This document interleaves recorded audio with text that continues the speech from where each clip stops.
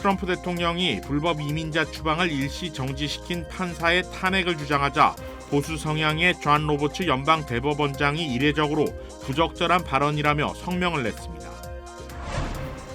트럼프 대통령과 푸틴 러시아 대통령이 전화로 만나 부분 휴전에 합의했습니다. 손실 규모만 4조 원대에 이르는 것으로 알려진 가상화폐 코코인 사기 사건과 관련해 피해자들이 오늘 LA 총영사관에 모여 미국에 체류하고 있는 것으로 알려진 기획자 한모 씨의 한국 송환을 촉구했습니다. 지난해 미국에서 도난당한 차량의 절반에 달하는 49%가 현대 기아 차량인 것으로 집계됐습니다. 마약 성분이 포함된 해외 감기약 등을 한국으로 가져가다 적발되는 사례가 급증하고 있습니다.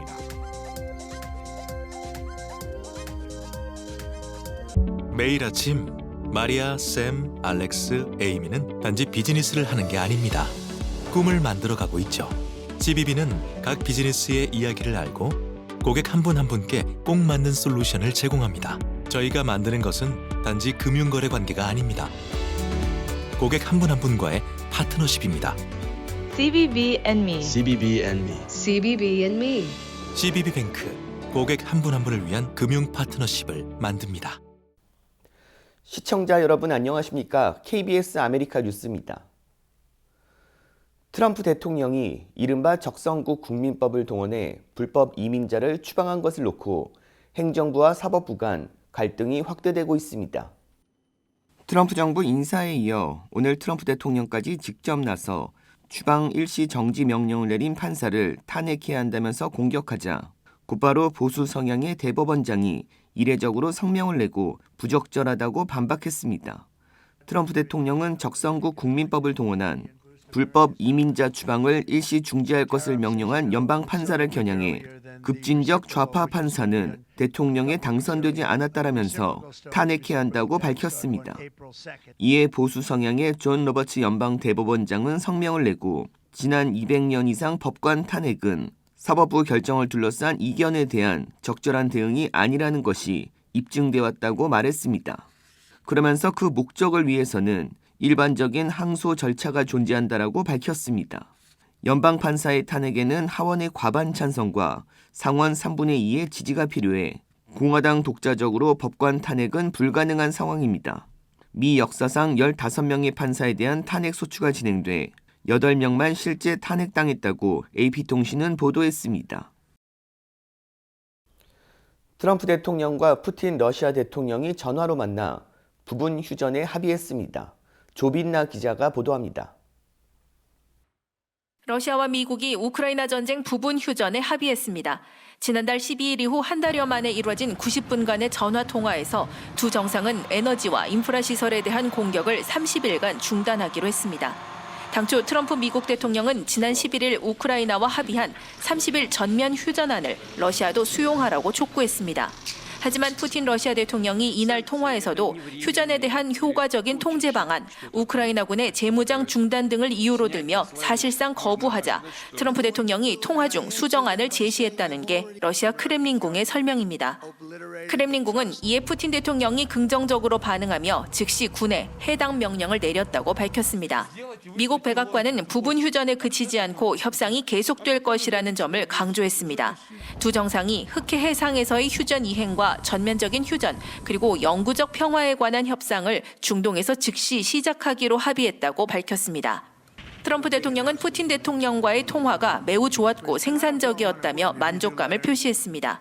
소셜미디어를 통해 완전한 휴전과 궁극적으로 전쟁을 끝내기 위해 매우 신속하게 노력할 거라는 이해가 있었다고 밝혔습니다. 젤렌스키 우크라이나 대통령은 부분 휴전안에 일단 찬성한다면서도 트럼프 대통령에게 세부 정보를 받은 뒤 답을 줄 것이라고 밝혔습니다. Ми ж підтримуємо всі кроки щодо закінчення війни. Ми і будемо підтримувати, але для того, щоб щось підтримувати, треба розуміти, що конкретно. 독일과 프랑스 정상도 이번 부분 휴전안을 환영하고 우크라이나가 협상에 참여해야 한다는 점을 거듭 강조했습니다. Der nächste Schritt muss ein vollständiger Waffenstillstand für die Ukraine sein und das möglichst schnell. 한편 푸틴 대통령은 외교적 해결을 위한 핵심 조건으로 우크라이나에 대한 외국의 군사 지원과 정보 공급을 완전히 중단할 것을 요구해 앞으로의 협상 과정도 쉽지 않을 거란 전망이 나옵니다. 베를린에서 KBS 뉴스 조빈나입니다. 이스라엘이 가자 전쟁 휴전 협정 2달 만에 대규모 공습을 가해 400명 이상이 숨졌습니다. 보도에 김계영 기자입니다.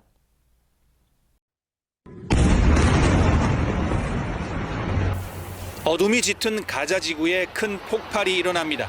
이스라엘이 가자 지구 전역에 대규모 공습을 벌인 겁니다. 파악된 사망자만 400명 이상, 대부분은 민간인이라고 하마스는 밝혔습니다. 이스라엘은 하마스가 인질 석방을 거부해 전투에 복귀했다고 주장했습니다. 가자 외곽 지역 주민들에게 대피령을 내리며 전투 확대 가능성도 시사했습니다. 인질을 석방할 때까지 공격을 멈추지 않겠다고 단언했습니다. ואם לא ישחרר מיידית את כל החטופות והחטופים, שערי הגיהנום ייפתחו, והוא ימצא מולו את כל עוצמת צה"ל באוויר, בים וביבשה, עד לחיסולו המוחלט. 휴전 협정을 중재해온 미국도 말리지 않겠다는 태도입니다. 이번 공습도 사전에 협의한 걸로 전해졌습니다. Hamas, the Houthis, Iran, all those who seek to terrorize not just Israel but also the United States of America will see a price to pay. 휴전 협정이 체결 2달 만에 사실상 붕괴된 모양새. 하마스는 인질의 목숨을 거론하며 여론전에 나섰습니다. 현재 하마스가 억류 중인 생존 인질은 24명으로 추정됩니다. 하마스는 카타르 등 중동 중재국들을 급히 접촉하고 나섰고 유엔 등 국제사회도 휴전을 존중하라고 이스라엘을 압박했습니다. 중동 내 주변국들도 일제히 이스라엘 공격을 규탄했고 튀르키예는 이스라엘을 테러 국가라 부르며 강하게 비난했습니다. Siyonist rejim dün gece Gazze'ye düzenlediği vahşi saldırılarla masumların kanından, canından ve gözyaşından beslenen 이스라엘 인질 가족들도 전쟁 복귀로 인질들의 목숨이 위급해졌다며 네타냐후 총리를 비판했습니다. 두바이에서 KBS 뉴스 김계영입니다.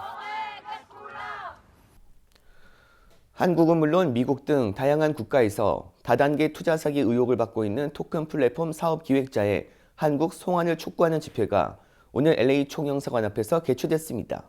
이우수 기자가 취재했습니다.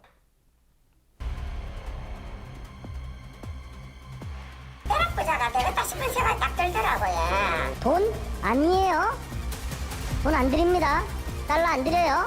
우린 뭐 드려요? 토큰 드려요.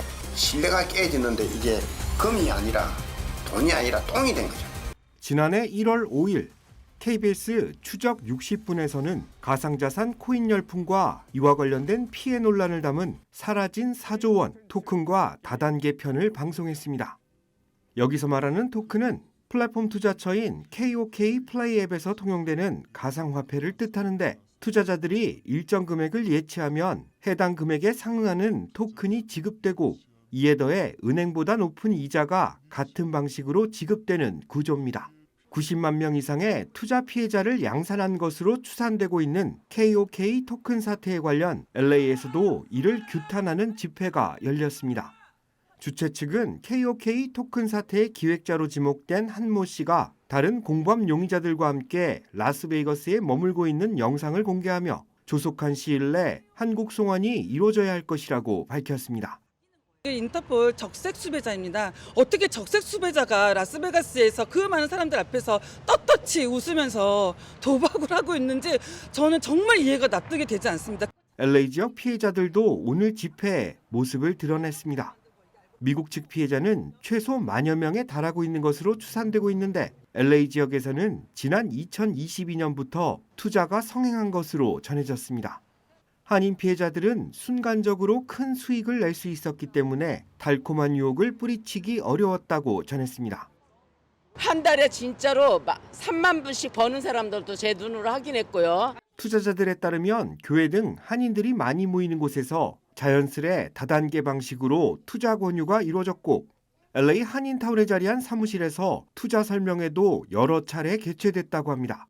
또한 하위 투자자를 많이 모집할수록 더 많은 수익을 낼 수 있는 구조 때문에 높은 등급을 받기 위한 경쟁도 치열했다고 전했습니다. 여기서는 육성까지만 제가 알고 있어요. 육성. 여유 자금이 아닌 생계에 반드시 필요한 자금까지 투입된 것은 한국과 비슷했습니다. 피해 규모가 커진 이유이기도 합니다. 저 배달이 전문이거든요. 그러면서 모은 돈이 8만 불이면 웬만한 사람들 뭐 20만 불, 30만 불도 나고 버금 가는 거예요. 제 돈은. KOK 피해자협회는 투자 사태 기획자로 지목된 한모 씨의 한국 송환을 촉구하기 위해 라스베이거스를 방문할 예정이라고 밝혔습니다. 그러면서 미국 사법부와의 수사 공조를 위해 LA 총영사관을 비롯한 외교부가 적극 나서줄 것을 당부했습니다. KBS 뉴스 이우수입니다. 소셜미디어에서 현대와 기아 차량을 대상으로 한 영상이 확산되면서 관련 차량 도난 사건이 크게 급증했었죠. 이후 줄어들긴 했지만 여전히 한국산 자동차들이 절도범들의 주요 표적이 되고 있는 것으로 나타났습니다. 윤범수 기자가 보도합니다. 차량 열쇠 없이 USB를 사용해 점화 장치에 시동을 거는 방법을 보여주는 이른바 기아 보이스 챌린지. 영상이 소셜미디어에서 확산되면서 차량 도난은 심각한 사회 문제로 떠올랐습니다. 실제로 LA에서만 현대 기아차 도난 사건은 무려 85%가 급증했고 전체 차량 도난 범죄율도 15%나 증가했습니다.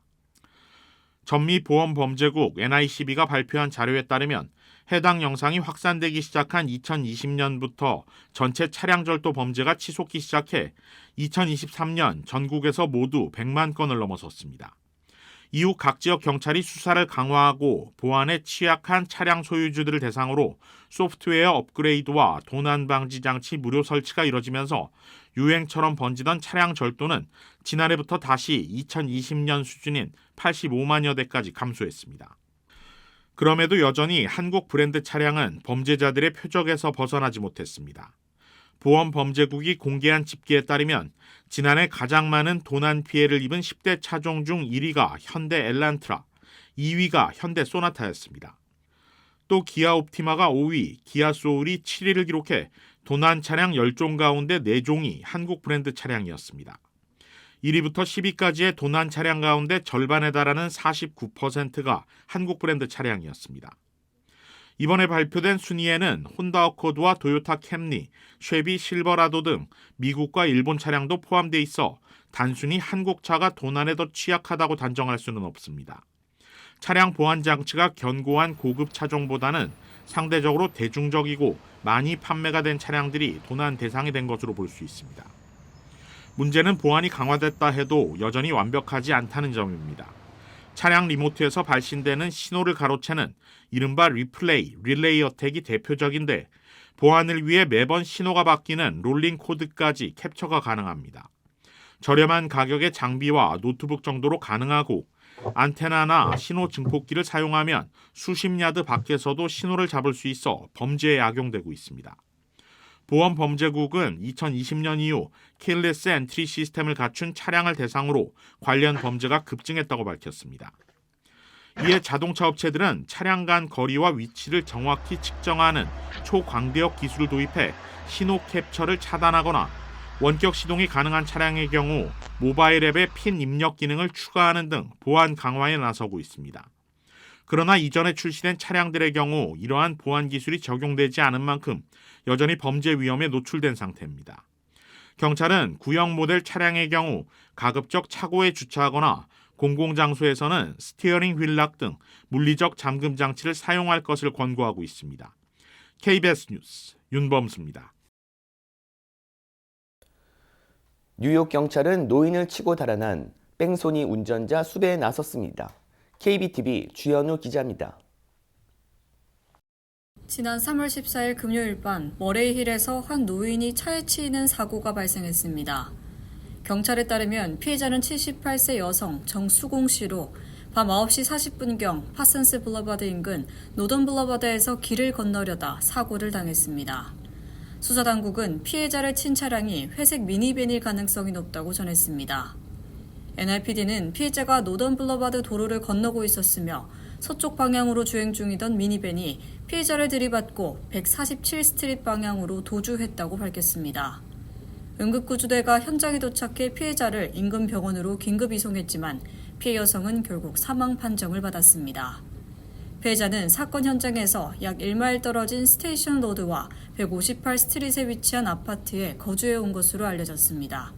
현재까지 체포된 용의자는 없으며 뉴욕시경은 뺑소니 용의자의 행방을 쫓고 있습니다. KBTV 뉴스 주현우입니다.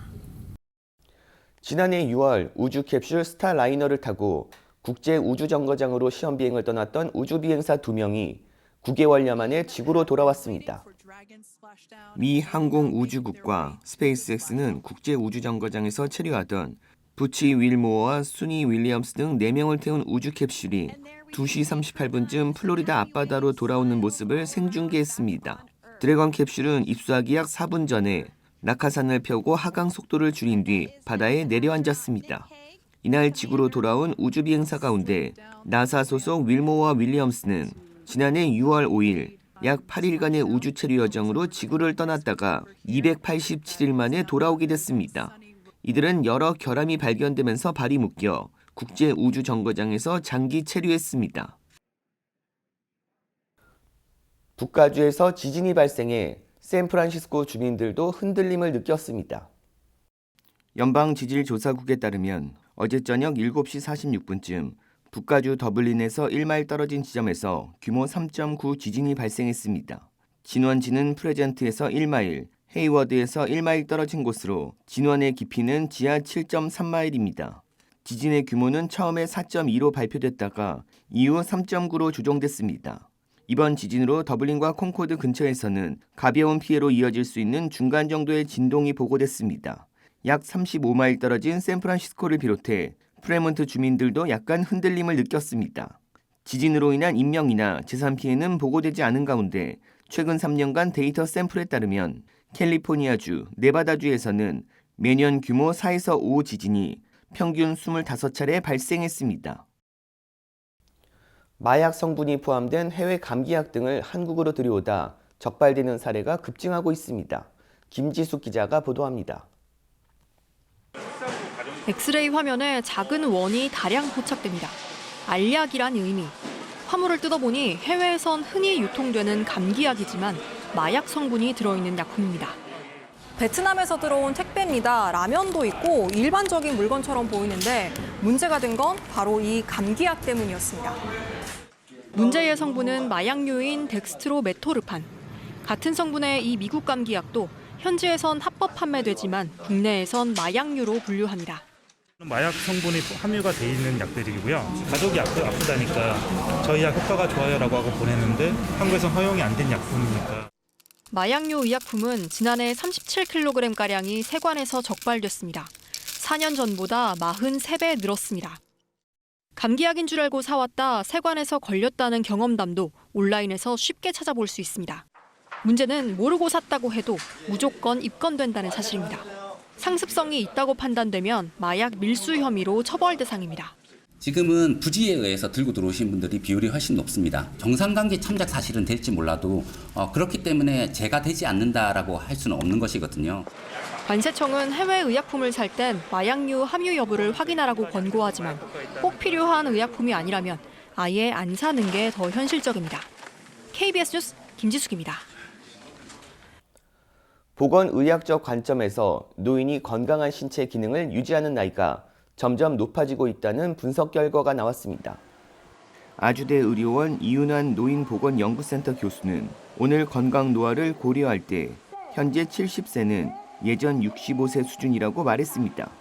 이 교수는 아프지 않고 건강하게 보내는 기간을 가리키는 건강 수명을 반영해 2011년부터 2023년 신체 기능 장애율을 분석한 결과 고령자의 중증 장애 비율은 65세에서 69세의 경우 4.2%에서 2.4%로 70세에서 74세는 4.9%에서 4.4%로 줄었습니다. 이는 2023년 70세의 기능 상태가 2011년 65세와 비슷한 수준이었다고 이 교수는 전했습니다. 이 교수는 고령층의 건강 개선과 근로기간 연장을 위한 정책 대응 방향을 발표하면서 고령층의 전반적인 건강 개선이 이루어졌다고 전했습니다. 뉴저지 한인 밀집타운인 포틀리에서 QR코드를 이용한 미터파킹 신종 사기가 등장했습니다. KBTV 전상희 기자입니다. 포틀리 타운 정부와 경찰서는 포틀리 전역에 설치되어 있는 주차 미터기에 마치 요금 결제 방법 중 하나인 것처럼 QR코드 스티커를 부착해 피해를 입히는 사기가 보고되고 있다고 밝혔습니다. 포틀리 타운 차량국은 지역 내 모든 미터 주차 요금을 QR코드 방식으로 받지 않는 만큼 주의를 경고했습니다. 타운 정부가 소셜미디어에 게시된 소셜미디어 영상에 따르면 미터기에 부착된 결제 방법 안내문 바로 밑에 작은 QR코드를 부착하는 방식으로 사기 행위가 이루어지고 있습니다. 주차요금을 지불하는 고객을 대상으로 해당 QR코드를 타운 정부가 부착한 것처럼 오인하게 만들어 결제를 유도하는 것입니다. 뉴저지 포틀리의 경우 지난 회계연도에 버겐 카운티에서 가장 많은 38,969장의 주차 위반 티켓이 발부되는 등 주차 수요가 많은 것이 사기 행각의 새로운 타겟이 된 이유로 분석되며 인근의 다른 한인타운에서도 유사한 사기 행각이 벌어질 수 있어 주의가 요구되고 있습니다. KBTV 뉴스 전상입니다. 통신사 티모빌이 다음 달부터 일부 요금제의 월 요금을 회선당 $5씩 인상합니다. 티모빌 측은 지난 13일 문자와 이메일을 통해 대상 고객들에게 인상 사실을 알렸다고 밝히며 4월 또는 5월 청구서부터 회선당 $5씩 요금이 인상된다고 밝혔습니다. 티모빌 측은 운영비용 상승으로 인한 조치라면서 다만 가격 동결 보장이 적용된 고객과 기존 무료 회선 프로모션 이용 고객은 영향을 받지 않는다고 전했습니다. 한편 버라이즌과 AT&T도 최근 요금 인상을 단행해 버라이즌은 지난 1월 무제한 요금제에서 회선당 $4를 추가했고 AT&T는 지난해 유사한 가격 조정을 했습니다.